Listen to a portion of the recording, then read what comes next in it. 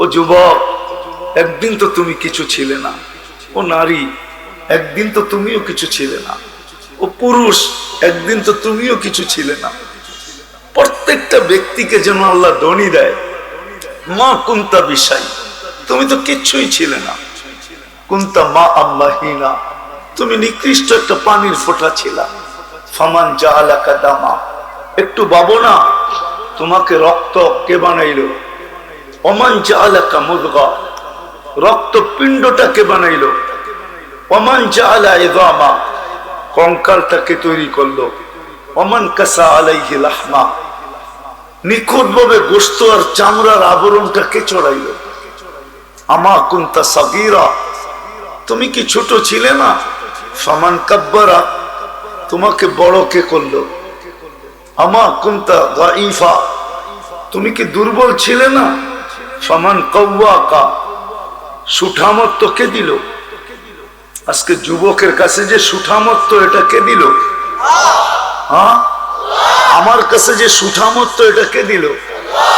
নারীর কাছে যে সুঠামত্ব, এটা কে দিল? আল্লাহ বলে আমা কুনতা জাহিলা, তুমি কি মার পেটের থেকে অজ্ঞ আসো নাই? ফামান আল্লামা, তোমাকে শিক্ষা কে দিল? আমা কুনতা মিসকিনা, তুমি কি মার পেটের থেকে নিশ্চয় আসো নাই? তোমাকে স্বয়ং সম্পূর্ণ কে করলো? বিদায় নিজেকে প্রশ্ন করি না, অস্তিত্ব তো আল্লাহ দিলেন। চিত্রটা আমি তুলে ধরলাম, এটা আল্লাহ করলেন। আমি আর বিনিময়ে কি করলাম? একটু ভাবেন। হতে পারে এই চিন্তা যদি কেউ সঠিকভাবে নির্জনে বসে করে না, তো তার ভিতর থেকে একটা অ্যান্সার আসতে পারে, জবাব আসতে পারে। হায়, তার তুলনায় তো তুমি আল্লাহর জন্য কিচ্ছুই করো নাই। একটা জবাব আসতে পারে, তার তুলনায় তো তুমি কিছুই করো নাই। কালকে তুমি আল্লাহকে মুখ দেখাবে, তো দেখাবে কি করে? কি করে মুখ দেখাবে? কেননা যেখান থেকে আসছি ওইখানেই তো চলে যেতে হবে। বাইপাস হওয়ার তো কোনো সুযোগ নাই। মৃত্যুর ব্যাপারে দুনিয়ার কোনো মতবাদের লোকের কোনো মতানৈক্য নাই। দুনিয়ায় যদি কোনো বিষয়ে দুনিয়ার সমস্ত মানুষ, সমস্ত মতবাদের মানুষ একমত হইতে পারে, হয়ে থাকে, তাহলে শুধু মৃত্যুর উপরে একমত। সবাই এটা বিশ্বাস করে মৃত্যু আছে। দুনিয়ার কেউ এটা বলতে পারবে না যে আল্লাহকে বিশ্বাস না করে, গড ইজ নাথিং বলে, নাউজুবিল্লাহ।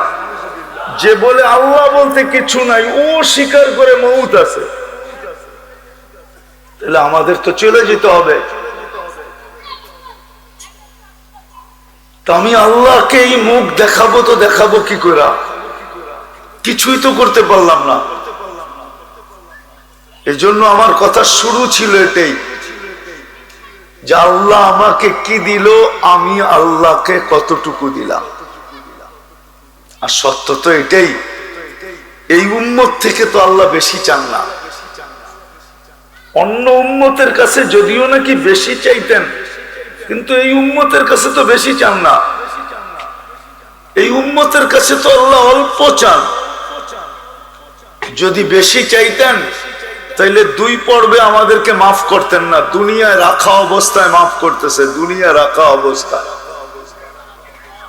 যে দুনিয়ায় পা রাখছে, ও কি আল্লাহর অক্সিজেন নেয় না? হ্যাঁ, মাত্র যে বাচ্চাটা হইলো, ও কি অক্সিজেন নেয় না? ও কি আল্লাহর নেয়ামত খায় না? ওকে কি সুস্থ রাখার জন্য আল্লাহ ওর ভিতর থেকে কার্বন ডাই অক্সাইডকে ডেলি বাহির করেন না? না করেন না? দূষিত অক্সিজেনকে বাহির করেন না? করেন না? ওর কিডনিকে আল্লাহ ডেলি ডায়ালিসিস করেন না? করেন না? তো সবই তো ওর জন্য সমান। হতে পারে মাত্রায় কম, ঠিক না? কি মনে হয় বুঝাইতে পারি নাই? সবই তো ওর সমান, ঠিক না? শুধু মাত্রায় কম।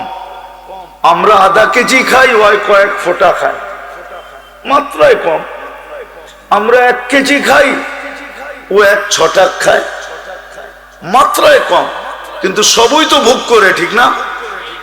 আল্লাহ তো 15 বৎসর পর্যন্ত মাফ করে দিলেন,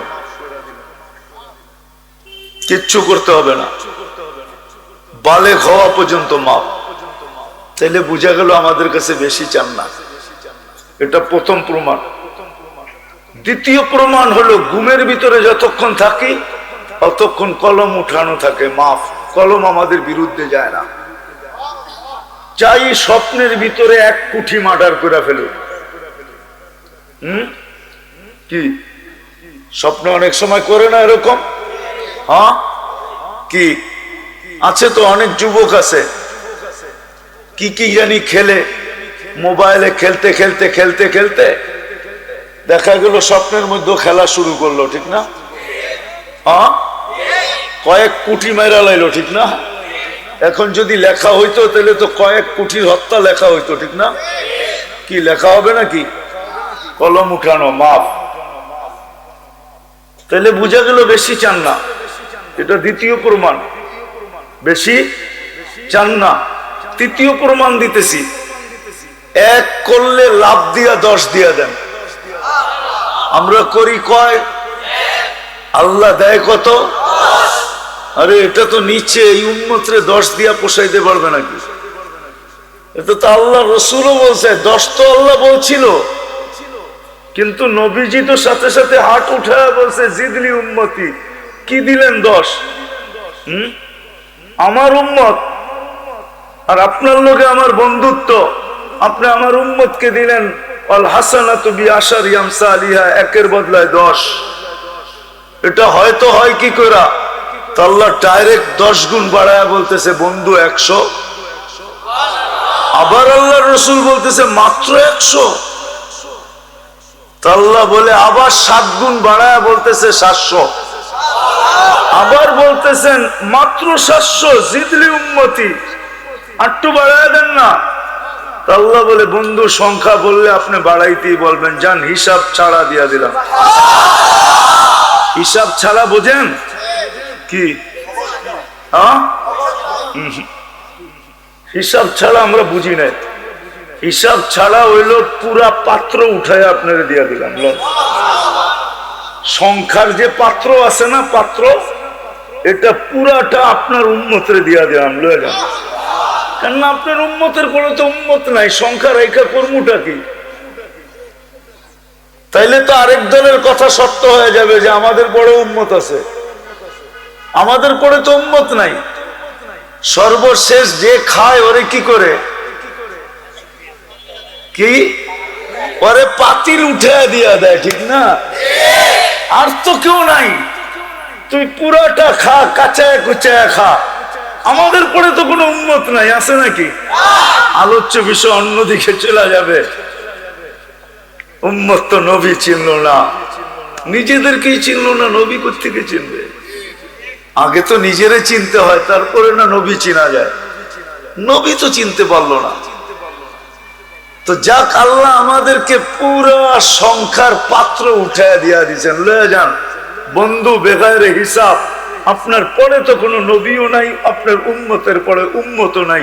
সংখ্যা রাইখা আমি কাল কি কাজে লাগাবো, কোথায় ফিট করব, কাকে দিব, পুরাটাই উঠায় লয়ে যান। এটার নাম বেগায়ের হিসাব। জানি না হুজুররা মনে হয় একমত হয় নাই। এটার নাম হলো বেগায়ের হিসাব। পুরো সংখ্যা আপনাকে দিয়া দিলাম। এটাও প্রমাণ করে আল্লাহ অল্প চায়, নাইলে 1-এ 10 কেন দিবেন? কাউকে তো দেন নাই। বন্ধু তো কম, ভালোবাসা তো কম লোকের সাথে ছিল না। ইব্রাহিম তো খলিলুল্লাহ ছিলেন, মুসা আলাইহিস সালাম তো কালিমুল্লাহ ছিলেন, ঈসা আলাইহিস সালাম তো রুহুল্লাহ ছিলেন, হ্যাঁ আদম আলাইহিস সালাম তো সফিউল্লাহ ছিলেন, ইসমাইল তো খলিলুল্লাহ জবিহুল্লাহ ছিলেন, 313 জন তো রসুল ছিলেন। ভালোবাসা তো কারোর সাথে কম ছিল না, কিন্তু 1-এ 10 তো কাউকে দেন নাই, 1-এ 1-ই দিছেন। বুঝা গেল আল্লাহ আমাদের থেকে বেশি চায় না। এই জন্য কথার শুরুটা ছিল আমাদের চিন্তা করা উচিত সুনামগঞ্জের মানুষ, কেননা ওনার কাছ থেকে আসছি, ওনার কাছে চলে যায়। কে কখন যাব তাও জানি না। বিদায় একটু চিন্তা করা উচিত। হতে পারে চিন্তা মানুষের ভিতরে বিকাশ ঘটায়। যদি কোনো যুবক চিন্তা করলো যে আল্লাহ আমাকে কি দিল, ও যুবক একটু ভাবো না, তোমার এক যৌবন যদি এক পাল্লায় একদিকে রাখা হয়, সমগ্র জগতের সম্পদ যদি আরেক দিকে রাখা হয়, সোনা রূপা সব রাখা হয়, তাইলে তোমার যৌবনের দাম বেশি, সমগ্র জগতের সম্পদের দাম বেশি না, তোমার যৌবনের দাম বেশি। স্বীকার করো। তাহলে যে আল্লাহ তোমাকে সমগ্র জগতের সম্পদের চেয়ে দামি জিনিস যৌবন দিল, তুমি বলো ওই আল্লাহর জন্য তুমি কি দিলা? ওই আল্লাহকে কতটুকু দিলা? যদি আল্লাহকে কিছু দিতা, তুমি যদি তুমি আল্লাহকে কিছু দিতে, তাইলে তোমাদের চুলের স্টাইল প্রত্যেকের ভিন্ন ভিন্ন হতো না। তাইলে সুনামগঞ্জের যুবকরা নেট দেখা কোনোদিন চুল কাটতো না, স্ক্রিনশট দিত না, কোনোদিন নিয়ে চুল কাটতো না। 50 টাকা চুল কাটায় 300 টাকা কোনোদিন খুশি খুশি দিয়ে আসতো না। কত স্ক্রিনশটের চুল কাটা কত এখানে? কত বলেন না? এই বাচ্চাই বলো, স্ক্রিনশটের চুল কাটা কত? কত?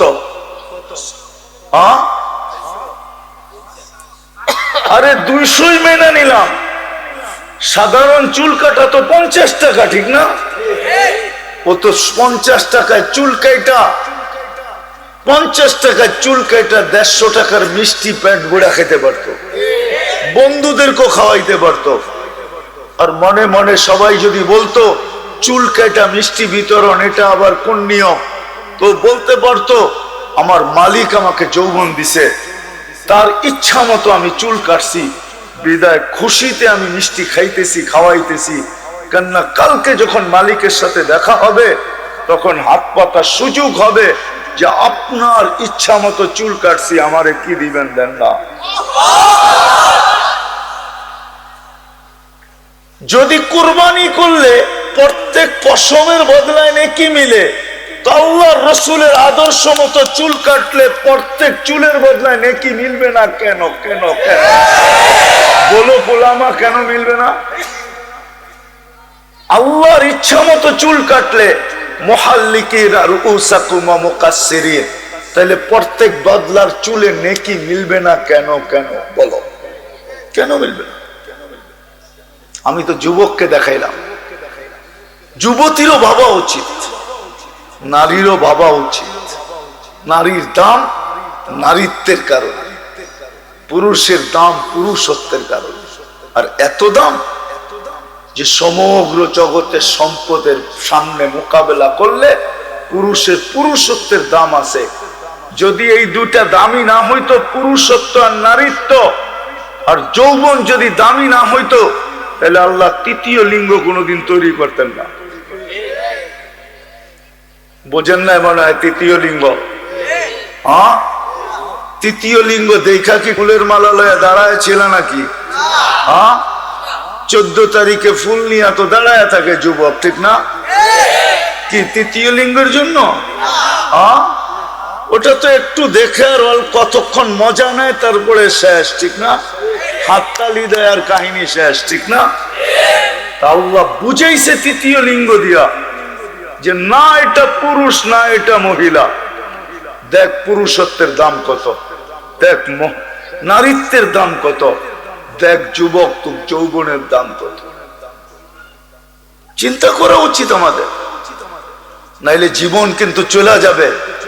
কে কখন চলে যাব জানি না।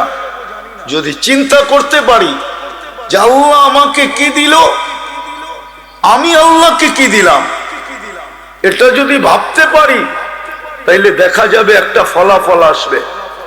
ভিতর থেকে হইতে পারে একটা চিৎকার আসতে পারে, চিৎকার যে হায় কিছুই তো দিতে পারলাম না, কালকে যে দেখা হবে আল্লাহর সাথে, তো এই চেহারাটা দেখাবো তো দেখাবো কিভাবে?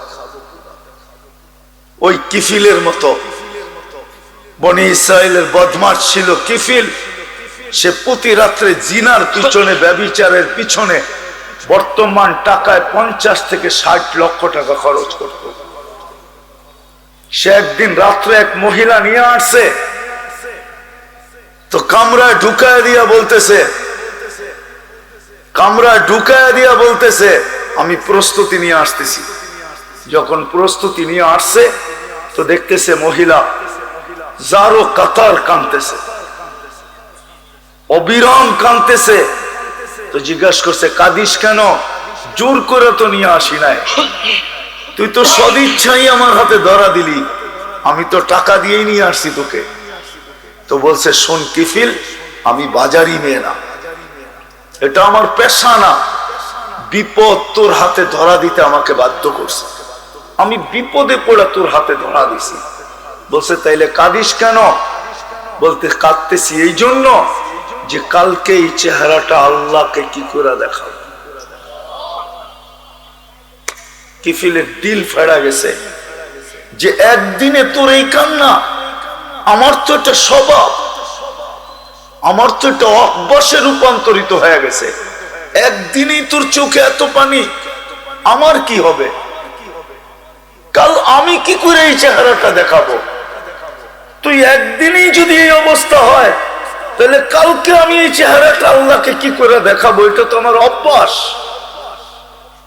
তো বলছে বোন, তোর গায়ে হাত দিব না, টাকার থলি তোকে দিয়া দিলাম, কিন্তু একটু অনুরোধ করব, তুই চোখের পানি দিয়ে আল্লাহকে একটু বলে দে না, আমি তওবা করলাম। ওই রাত্রেই কিফিল মারা গেছে।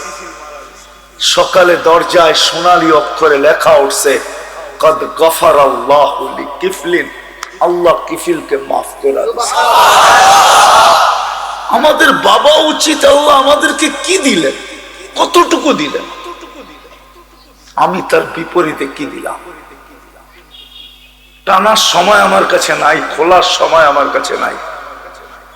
আবারও কোনো সময় যদি সময় নিয়ে আসতে পারি, তাহলে খুইলা দেখাবো যে আল্লাহ আমাদেরকে কি দিলেন। এই অস্তিত্বটা তো আল্লাহরই দেওয়া, ঠিক না? সাজাইছে কে? এত সুন্দর চোখ দিয়ে কে সাজাইছে? 13 কোটি ক্যামেরা ফিট করা। এত সুন্দর কান কে সাজাইছে? শ্রবণ শক্তি বড়া দিয়া। এত সুন্দর চোখ কে সাজাইছে? 13 কোটি ক্যামেরা দিয়া, দৃষ্টি শক্তি বড়া দিয়া।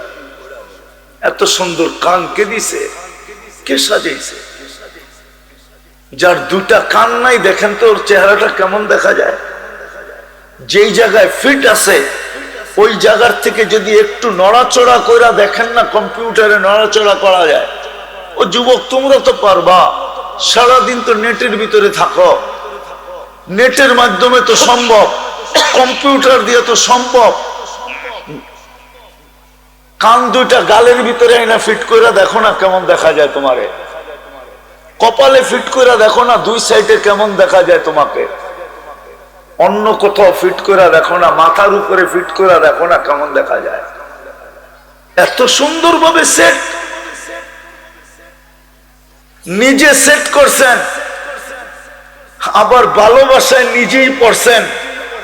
উলামা যদিও মানবে না, আবার কসম নিজেই খাইতেছেন। ওয়াতিন ওয়াসাইতুন ওয়াতুর সিনিন লাকাদ খালাকনাল ইনসানা ফি আহসানি তাকওয়িম। ও মানুষ, তোর মতো সুন্দর গঠন দিয়ে আমি কাউকে পয়দা করি নাই। যদি আল্লাহ মোহাব্বতে না পড়তেন তাহলে এটা বলতেন, তো বলতেন কেন? আল্লাহ মনে নিজেই বানায়া, নিজেই দেখা বলতেছেন এত সুন্দর। কসম 4 বার খায়া বলতেছেন আল্লাহ এটাকে সাজাইছে, এই পর্যন্ত পৌঁছাইছে। আমরা কি দিছি আর বিনিময় কি দিছি? আমি শেষ জায়গায় চলে আসছি, কাছাকাছি। তাইলে তো ভিতর থেকে একটা চিৎকার বাহির হতো, হইতে পারে একটা চিৎকার বাহির হতো যদি কেউ চিন্তা করতো যে আল্লাহ আমাকে দিছেন কি, আমি দিছি। তখন হয়তো একটা চিৎকার বাহির হইতে পারতো, হয় কিছুই তো দিলাম না, কালকে এই চেহারাটা দেখাবো তো দেখাবো কি করে? রব্বে কাবার কসম, আমি হাদিসে কুদসি দিতেছি, এই উম্মত যদি এতটুকু ভাবতো আর ভিতর থেকে যদি যুবকের এই চিৎকার আসতো যে আমি তো কিছুই দিতে পারি নাই, কালকে এই যুব চেহারাটা কি করে দেখাবো, তাইলে মনে হয় এই হাদিস সত্য হইতো। ফালাম্মা তায়াক্কানতা বিল বাওয়ার ওয়া যানানতা আন্নাকা মিন আহলিন নার মানাহতু ইলাইকা রিদওয়ানি ওয়াল্লাইতু ইলাইকা গুফরানি কুলতু লাকা লা তাহজান গফারতু লাকা যুনুবা ওয়াল আওসার ওয়া লিআজলিকা সাম্মাইতু নাফসি আল আজিজুল গফফার। হায় কাজ যদি আরবি বসতো। আল্লাহ বলে তোমার ভিতর থেকে যখন এরকম চিৎকার আসে যে হায় কালকে কি হবে, আল্লাহ বলে চিৎকার আসতে দেরি, আমি রেজার চাদর দিয়া তোকে ডাকতে দেরি করি না, মাগফিরাতে ডুবাইতে দেরি করি না, ছুটা এসা তোর পেটে কুদরতি হাত বুলাইতে দেরি করি না, আর আমি তোকে সান্ত্বনা দিতে দেরি করি না। দেখ না আমার সান্ত্বনার শব্দগুলা, লা তাহজান, চিন্তার কোনো কারণ নাই, গফারতু লাকা যুনুবা ওয়াল আওসার, তো সমস্ত গুনাহ খাতা মাফ করে দিলাম, তোর জন্যই তো আমি আজিজুল গফফার। যদি কারো ভিতর থেকে চিন্তা বাহির হতো, আজকে তো কেউ ভাবে না যে আল্লাহ আমাকে দিল কি, এই দুঃখ নিয়েই তো বাঁচি না। যুবকের চেহারার দিকে দেখলে বোঝা যায় না যে সে ভাবে যে আল্লাহ আমাকে দিল কি, আমি আল্লাহকে দিলাম কি।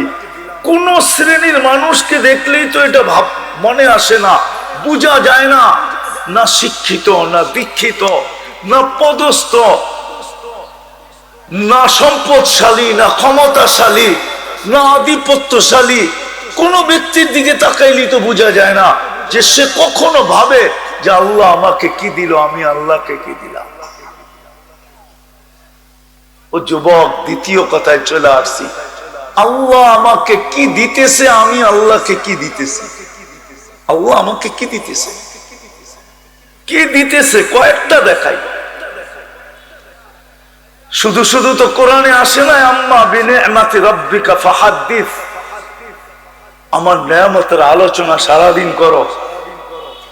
হতে পারে আমার পরত্ব তোমাদের ভিতরে ঢুকবে, তোমরা আমার কৃতজ্ঞ হবা, ওই শব্দটা যেন শব্দ না থেকে যায়।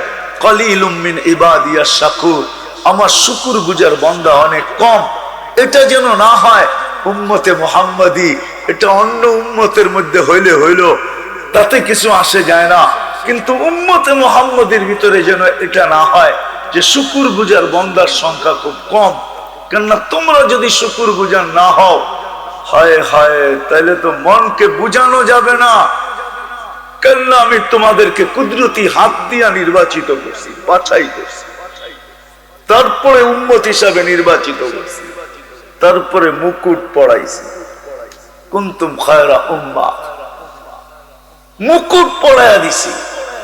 তোমাদেরকে আমি আমার জন্য নির্বাচিত করছি, আমার পক্ষের জন্য নির্বাচিত করছি। কিয়ামতের দিন তোমরা আমার পক্ষে, আমার পাশে সাক্ষী হিসাবে দাঁড়াবে। শুহাদা আলান নাস, আল্লাহ আমাদেরকে নিজের জন্য নির্বাচিত করছেন। কিয়ামতের দিন আল্লাহর পক্ষে, আল্লাহর পাশে সাক্ষী হিসাবে আমরা দাঁড়াবো। না দাঁড়াবো না, সাক্ষী হিসাবে আমরা দাঁড়াবো। আল্লাহ নিজের জন্য নির্বাচিত করছেন। কিন্তু যখন প্রশ্ন আসে, আল্লাহ আপনি তো নিয়ে গেলেন আমাদেরকে আপনার পক্ষে, আমাদের পক্ষে কে? তো আল্লাহ আগেই বলে নিছে তোমাদের পক্ষে কে, ওয়ার রাসূলু শাহীদান আলাইকুম, আমি বন্ধুরে তোমাদের পক্ষে দিয়ে দিছি। এটা আলাদা আলোচ্য বিষয় চলে যাবে। আল্লাহ বলে বন্ধুকে দিয়ে দিছি তোমাদের পক্ষে, আর তোমাদেরকে নিয়ে নিছি আমার পক্ষে। আজকে ভাবি না আল্লাহ আমাকে কি দিতেছে, আমি আল্লাহকে কতটুকু দিতেছি। কি দিছে এটা তো অল্প দেখাইলাম, কি দিতেছে এটা দেখাইতেছে। ডেলি তো 550 লিটার অক্সিজেন দিতেছেন, এইখানে তো একজনও নাই। ডেলি 550 বার আল্লাহ বলে, 550 তো বাদ দিলাম, ডেলি 50 বার আল্লাহ বলে এরকম যুবক একজনও নেই, একজনও নাই। আরে 50 বাদ দিলাম, ডেলি 10 বার মনের থেকে আল্লাহ আল্লাহ আল্লাহ আল্লাহ বলে, এরকম যুবক তো একজন নেই। কিন্তু ডেলি 50 লিটার অক্সিজেন তো আল্লাহ দেয়, 550 লিটার। 2023-এ তো আমরা 2,750,000 লিটার অক্সিজেন প্রত্যেকে দিয়েছি। কত কত? আরে 2,750,000 লিটার। 1 টাকা লিটার হলে তো 2023-এর বিল পাও না আল্লাহ আমাদের কাছে 2,750,000 টাকা। আল্লাহ তো ডেলি 750 লিটার অক্সিজেন দেন, ডেলি 1,60,000 বার শ্বাস প্রশ্বাস নিতে দেন, কোনো বাধা সৃষ্টি করেন না। হায় হায়, যাদের শ্বাসকষ্ট রোগ ওদেরকে জিজ্ঞাসা করো শ্বাস নিতে কত কষ্ট, ছাড়তে কত কষ্ট। 2020-এ বাংলাদেশে এক ব্যক্তিত্ব আছে, ছিল, মারা গেছেন 2020-এ, নাম বলবো না, তাইলে সুনামগঞ্জের মানুষও চিনবে, বাচ্চা বাচ্চা চিনবে। সে বলছিল, আমাকে স্বাভাবিক শ্বাস নিতে দাও, আমি তোমাদেরকে আমার সমস্ত প্রপার্টি লেখা দিয়া দিব। মিডিয়া আছে, নাম মিডিয়া, এটা পুরো খবরটা মিডিয়া আছে, নাম বলবো না, নাম জানে, অনেকে জানে, বেশিরভাগ শিক্ষিত মানুষ নাম জানে। এটা আলোড়ন সৃষ্টি করে ফেলছে 2020-এ।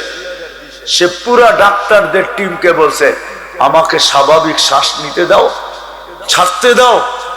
হায় হায় হায় হায়, আমার দিলের ভিতরে একটা ধাক্কা খায়, ধাক্কা বলে ফেলবো। ওই সময় যদি আল্লাহকে বলতো, মালিক আমাকে স্বাভাবিক শ্বাস নিতে দে, আমি আমার সব সম্পত্তি তোকে লেখা দিব, আমার বিশ্বাস মনে হয় আল্লাহ শ্বাস নিয়ে পুরা হায়াত দিয়া জিন্দা করে দিতে। আমার বিশ্বাস যদি বলতো এটা, উপরের দিকে তাকায়া, মালিক তোকে দিয়া দিলাম, আমাকে স্বাভাবিক শ্বাস নিতে দে। যেমন কারুন যখন দোস্তে ছিল তো বারবার বলতেছিল, মুসা বাচ্চা, খালাতো ভাই তো ছিল, বলতেছিল, প্রথম হুকুম দিছে পায়ের গোড়ালি পর্যন্ত নিয়ে যা, যখন মাটিতে দইসা গেছে বসে মুসা বাচ্চা, আবার হুকুম দিছে হাঁটু পর্যন্ত নিয়ে যা, বসে মুসা বাচ্চা, বলছে কোমর পর্যন্ত, বলছে বাচ্চা মুসা বাচ্চা। আল্লাহ কসম খায়া বলছে, বিইজ্জতি ইয়া মুসা, মুসা আমার ইজ্জতের কসম, একবার যদি আমাকে বলতো আল্লাহ বাঁচান, আমি বাঁচায়া দিতাম। একবার বললে ডেলি 550 লিটার অক্সিজেন নিতেছে, 1,60,000 বার শ্বাস প্রশ্বাস নিতেছে। কয়বার আল্লাহ বলি? হ্যাঁ, ডেলি 80,000 বার আমাদের ভিতর থেকে আল্লাহ কার্বন ডাই অক্সাইডকে কুদরত দ্বারা বাহির করা পিওর অক্সিজেন আমার ভিতরে ঢুকাইতেছে। কতবার? 80,000 বার। বিনিময়ে কি দেই?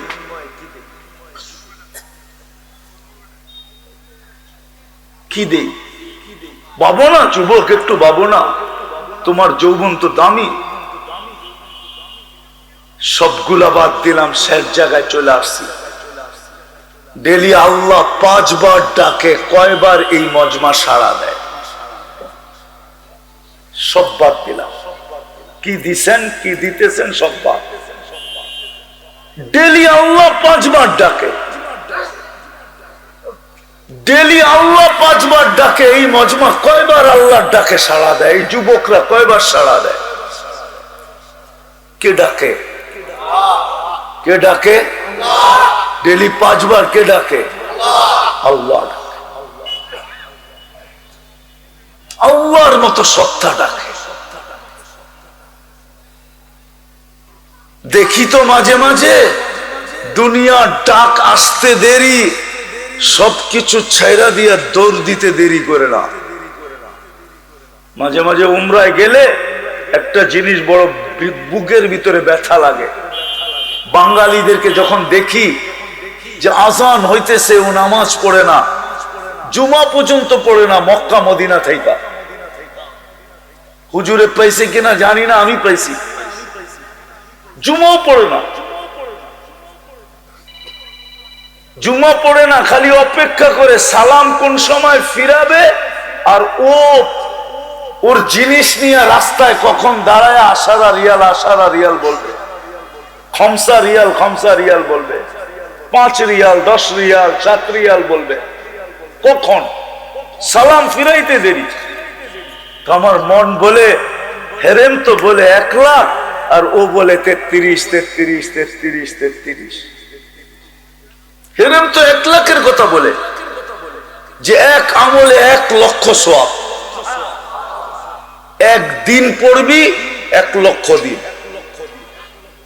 হেরেম তো 1 লক্ষ করে চিৎকার দেয় আর ও খালি 33 করে চিৎকার দেয় যে বাংলাদেশে 1 টাকা নিলেই 33 টাকা, 100 নিলে 3300, 1000 নিলে 33,000, 1 লাখ নিতে পারি 33 লাখ হবে, 1 কোটি নিতে পারলে 33 কোটি।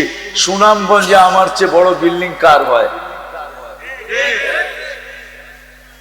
তো মাঝে মাঝে দেখি যে দুনিয়াবি ফোন আসতে দেরি, ওই আল্লাহর ডাকের সারা পর্যন্ত ছেড়া দিয়া লম্বা আজরো সব ছেড়া দিয়া ওইখান থেকে উঠা দৌড়াইতে থাকে।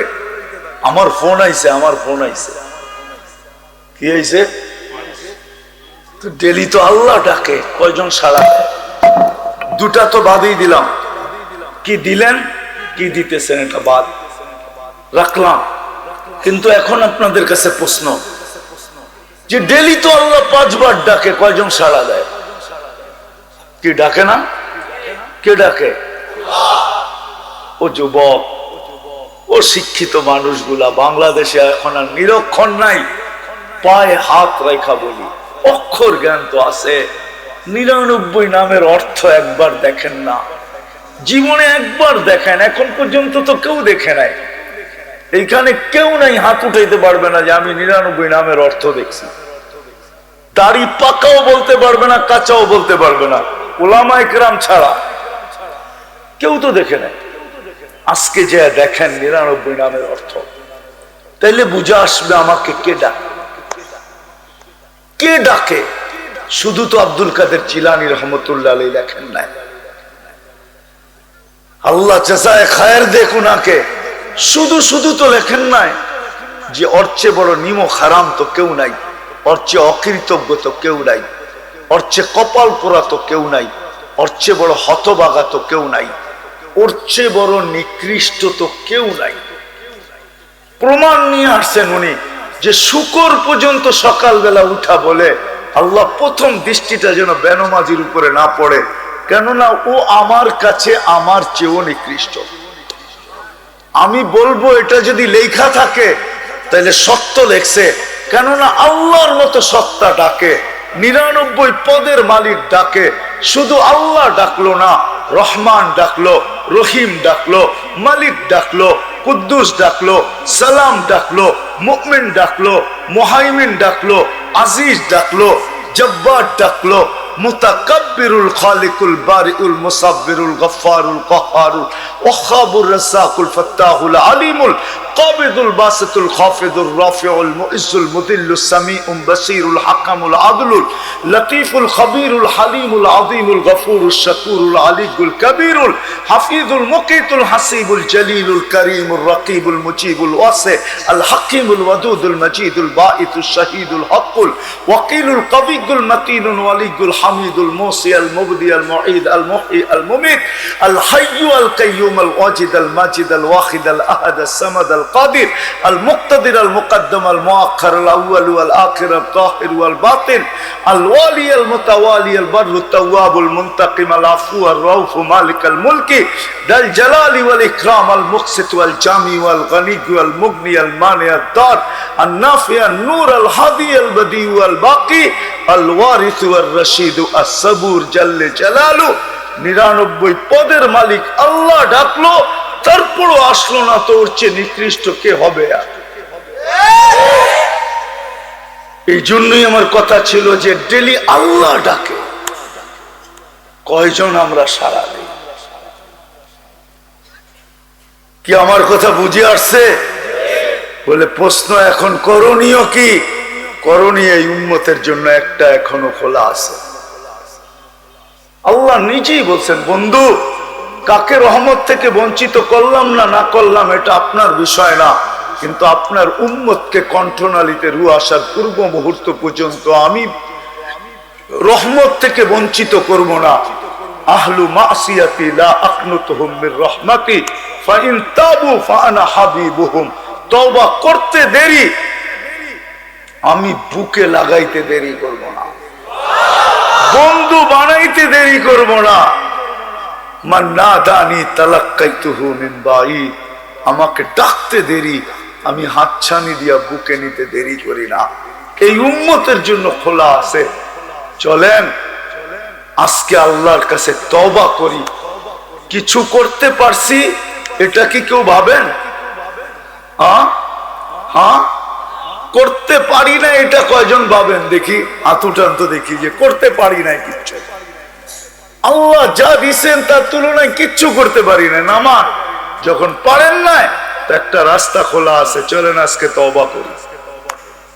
করবেন? হ্যাঁ, কে কে করবেন দেখি?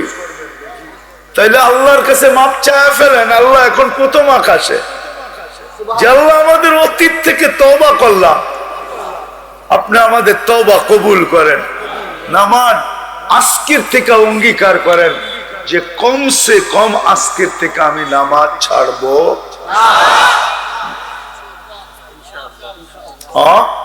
নামাজ। আর দুটা কাজ করতে পারবেন। একটা কাজ হলো আল্লাহর ঘরের সাথে যত বেশি ঘনিষ্ঠ সম্পর্ক গড়া যায়, পারবেন? আর একটা হলো হক্কানি আলেম উলামা আল্লাহ ওয়ালাদের কাছে যত বেশি ঘনিষ্ঠ থেকে ঘনিষ্ঠ পরিচয়ওয়ালা হওয়া যায়। আলেম উলামার সাথে যদি পরিচিত হবেন, তাইলে কিয়ামতের মাঠে সুযোগ হবে, সর্বশেষ চান্স এটা হবে যে আলেম উলামার সুপারিশে পার হয়ে যাবেন। আর যদি পরিচিত না হইলেন, তাহলে আপনি যতই যে বলবেন সুনামগঞ্জের, উনি বলবে চিনি তো না। আগে যাদেরকে চিনি ওদের জন্য কইরা নেই, কোটা যদি পুরা না হয় তাইলে তোমাকে ডাইকা নিমু, আর কোটা পুরা হয়ে গেলে তো তুমি গেলাই গেলা। এই জন্য কোটা আগে পুরা করবে পরিচিত লোক দিয়া, পরিচিত। এই জন্য হক্কানি আলেম ওলামা আল্লাহ ওয়ালাদের সাথে নিজেদের সম্পর্ক জুড়ি। আর আজকের থেকে কোনোদিন নামাজ ছাড়বো পাক্কা। আর সর্বশেষ দুটা কথা হুজুরও বলে গেছেন, আমিও বলতেছি, শুধু শুধু প্রতিবাদ করা যথেষ্ট না। ইসরায়েলের বিরুদ্ধে প্রতিবাদ করা, ফিলিস্তিনের পক্ষে প্রতিবাদ করা, আওয়াজ উঠানো, এতটুক যথেষ্ট না। এর সাথে সাথে আরো দুটা কাজ আমাদের করতে হবে। একটা করতে হবে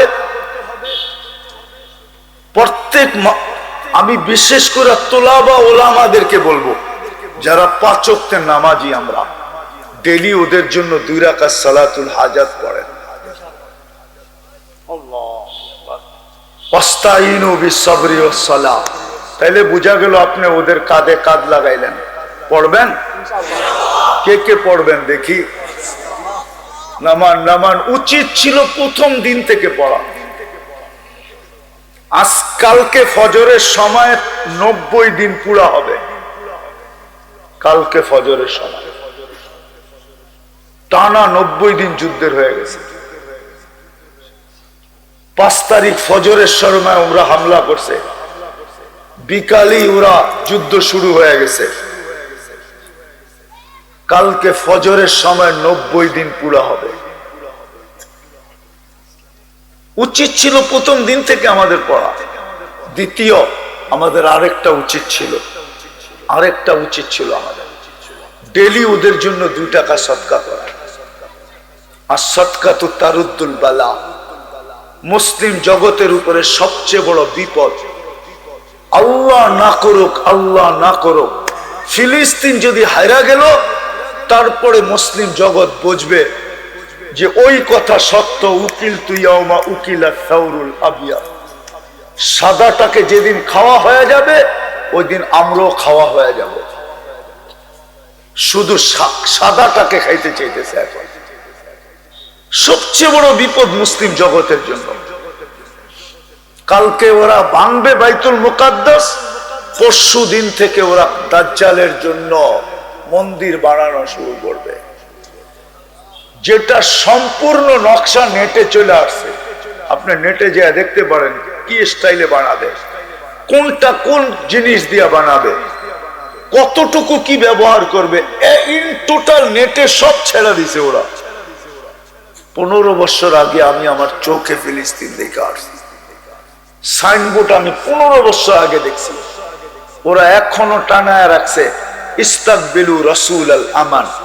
সারা দুনিয়াকে বলতেছে নিরাপত্তার দূতকে স্বাগত জানাও।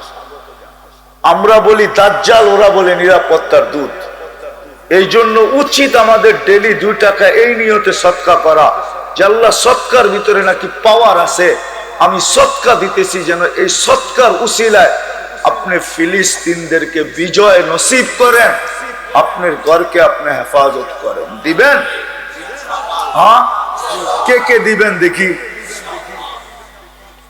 নামান। যদি এই যাত্রাটা সদকার নামে, ফিলিস্তিনের সদকার নামে এই যাত্রাটা যদি আজকে এই দারুল হাদিস আম্মা জান আয়েশা সিদ্দিকা রাদিয়াল্লাহু তাআলা আনহা মহিলা মাদ্রাসার আয়োজন থেকে শুরু হয়, তাইলে কি অসুবিধা আছে?